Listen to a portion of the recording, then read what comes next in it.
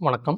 In and out mix meditation. அது உள்ளே, வெளியே கலப்பு தியானம். அப்படின்னா என்னன்னு பார்த்தீங்கன்னா, நம்மோட உடலையும், உடம்புக்கு வெளியே இருக்கக்கூடிய இந்த காற்று அப்படி சொல்லலாம். இல்ல இந்த பிரபஞ்ச ஆற்றல் அப்படி சொல்லலாம். இந்த 2க்கும் ஒரு தொடர்ப ஏற்படுத்தக்கூடிய ஒரு பயிற்சி தான் இந்த in and out mix meditation அப்படிங்கிறது. இப்போ இது எதுக்கு நம்ம மிக்ஸ் பண்ணணும் அப்படின்னு பார்த்தீங்கன்னா, நம்ம உடம்புல பார்த்தீங்கன்னா, எந்த ஒரு உணவுப் பொருளாகட்டும், இல்ல காற்றாகட்டும், நம்ம உடம்புக்குள்ள போகும்போது, அது 2 விதமான பொருட்களா மாற்றப்படுது. ஒண்ணு சத்து பொருட்களா மாற்றப்படுது. இன்னொன்னு சத்துக்கள் போக மீதி உள்ள விஷயங்கள் கழிவுகளாக, சக்கைகளாக நம்ம உடலை விட்டு வெளியேறுகிறது. எந்த ஒரு உணவுப் பொருள் நீங்க சாப்பிட்டீங்கனாலும், அது ஜீரணம் செஞ்சு அதுக்கூடிய சத்துக்கள் உறிஞ்சப்பட்டு ரத்தங்கள் வழியா நமக்கு கடந்து ஒவ்வொரு செல்லுக்குமே கிடைக்குது. அது மட்டும் இல்லாம ஜீரணம் பண்ண முடியாத பொருட்கள் எல்லாமே நமக்கு கழிவா மலக்குடல் வழியாகவும் வெளியேறுது. அதேமாரி நீர்த்தன்மை வாய்ந்தது யூரினரி வழியா நமக்கு யூரினரி ட்ராக்ட் வழியா நமக்கு சிறுநீரா வெளியாகுது. சில விஷயங்கள் ஸ்கின் வழியா, தோல் வழியா, வேர்வையா நமக்கு வெளியாகுது. அதேமாரி சளியா வெளியாகக்கூடியது, காதுல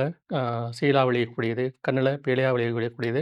இந்த மாரி எந்த ஒரு பொருள் உள்ள போச்சுனாலும், அது சத்து பொருளாவும் மாறுது. அதேமாரி சக்கையா மாறி அது நம்ம உடம்ப விட்டு வெளியாகுது. அதுமாரி முழுமையா வெளியேறிருச்சு அப்படின்னா, நமக்கு முழு உடல் ஆரோக்கியம். இதேபோல நம்ம இந்த உணவு, நீர் மட்டும் இல்லாம, நம்ம மனசுல நம்ம ஏற்படக்கூடிய எண்ணங்களும் 2 பொருளா மாறுது. 1 நமக்கு பிடிச்ச ஒரு விஷயம். இந்த ஒரு பிடிச்ச விஷயம் நடந்துச்சுனாவே, நமக்கு ஒரு சந்தோஷம், ஒரு ஆனந்தம், ஒரு மகிழ்ச்சி அந்த மாரி நமக்கு நடக்குது. அப்போ உடம்புலயும் நமக்கு ஒரு நல்ல ஒரு சக்தி கிடைச்ச மாரி நம்ம ஃபீல் பண்றோம். பிடிச்ச மாரி ஒரு ஹோட்டல்ல போய் சாப்பிட்டோம் அப்படின்னா, நமக்கு மனசுக்கு ஒரு சக்தி கிடைக்குது, மகிழ்ச்சி கிடைக்குது. அந்த மகிழ்ச்சி மூலமா நமக்கு உடம்புக்கு ஒரு சக்தி கிடைக்குது, ஒரு உற்சாகம் கிடைக்குது. பிடிச்ச ஒரு படம் பார்க்கலாம் இருக்கலாம், இல்ல பிடிச்ச ஒரு டூர் போற மாரி இருக்கலாம், பிடிச்ச நபர சந்திக்கிற மாரி இருக்கலாம், இல்ல அவங்க கூட உரையாடல் பண்ற மாரி இருக்கலாம். இதெல்லாம் நமக்கு பிடிச்சது நடக்குதோ, அப்போ அது மூலமா நடக்கக்கூடிய எண்ணங்கள், காட்சிகள், பதிவுகள் எல்லாமே நமக்கு ஒரு சக்திய குடுக்குது. அதேபோல சில விஷயங்கள் நம்ம வேணும்னாலும் சரி, வேண்டாட்டியும் சரி, நமக்கு பிடிக்காத விஷயங்களும் இந்த உலகத்தில நடந்துகிட்டு தான் இருக்குது. அதையும் நம்ம பார்க்குறோம்,